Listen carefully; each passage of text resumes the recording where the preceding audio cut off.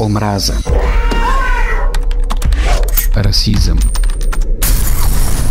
фашизъм.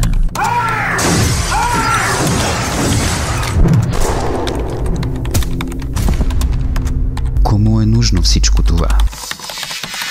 LGBT Пловдив започна кампания срещу насаждането на омраза, хомофобия, трансфобия, ксенофобия, расизъм, дискриминация и фашизъм в родното ни интернет пространство. Сигнализирайте ни за всеки сайт, видеоклип или съдържание в българското интернет пространство. Ние ще направим всичко възможно те да бъдат свалени. Открийте своя личен мотив и подайте сигнал. Именно мълчанието и бездействието пред фашистското насилие и пропагандирането му го правят възможно. Нека заедно спрем това. What have you done today to make you feel proud? Сигналите си можете да подавате на пощата ни lgbtdono-plovdiv@abv.bg. We need a change, yeah.